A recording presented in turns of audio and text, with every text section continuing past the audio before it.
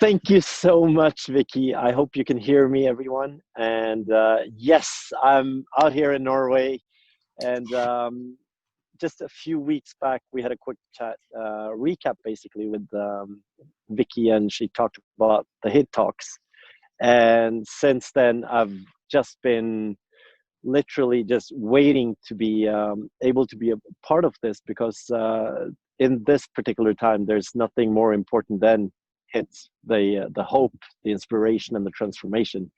And I've only the last 3 months probably worked harder on pretty much everything I've touched than ever before. So been working probably about 18, 19, 20 hours a day. And I'm actually here as well. I'll show you the surroundings soon.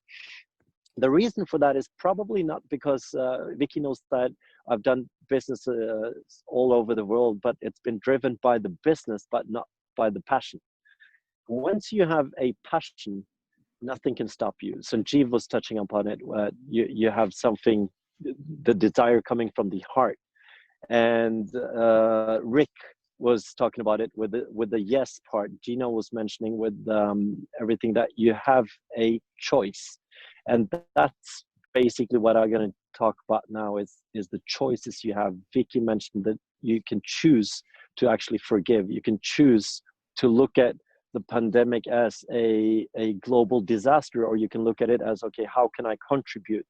And we have a saying in Norway, which is very special. It's called dugnad, which is probably translated into English like tithing, that you give something without expecting anything back.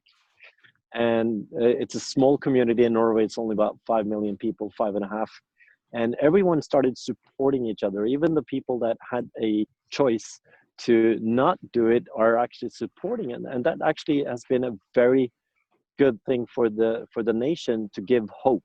And there's a lot of businesses going down. There's a lot of families struggling in all over the world at the moment. But to have the choice to hope for something good, and also the choice to have the inspiration. So there might be stuff that's not inspiring you, but you can choose to look at it from a different angle to find out how you can actually get inspired. It can be the same happening. It can be the same view that you've had, but you have a choice to see in a different way. When it comes to transformations, I think this you have a choice to look at the pandemic as a very negative thing, but I choose to look at it as a new way of transformation. The schools are transforming, having education done through the internet. You have people that are choosing to find ways around. So last 2 weeks, we set up a new business in Norway. Due to the pandemic, we transformed a totally new industry. And we've been working day and night for a few patents that we're going to launch in Middle East first, and then we're going to do a big investment in Africa, hopefully in the beginning of next year, where we can transform deserts into fruitful soil. And just seeing that how many people are actually suffering with the desertification, that's where the passion comes in. So I started that part, and with the business as a business idea, and I think I mentioned it a few weeks back to Vicky as well. That, you know what, this is not a business anymore; it's more a passion. And dealing with soil, dealing with the deserts, is it's a total transformation for me. I have a background as a rocket scientist. I love everything that flies, but it's still a passion and a interest, but it's not anything that I can leave behind me, right? So it's all about the choice that you have to do something that creates hopes for other people. It can inspire and it can transform. That's still going to be there even when you're gone. And by the choice and the choice you have is a very good example. Is behind me here.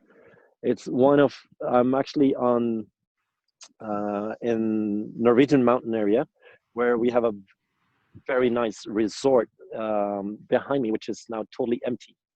It's probably one of the most inspiring places. You have the downhill skiing in the back here, and it's totally empty. And what they've done is they had the choice to let it run down, or actually to just open it up for the community and the local community, so people could just take a break from everything that's happening. And that's, in my opinion, a way to, decide from the heart, to give a choice to other people as well. And I believe this is the time where we can step up. We have the choice to step up or step back, but this is now when leaders can choose to be leaders, or choose to be led by someone else. And I believe this is the way, this is the right time to step up, take the right choice, take the choice to say yes, and take the choice to forgive, and choose to become a leader if you can.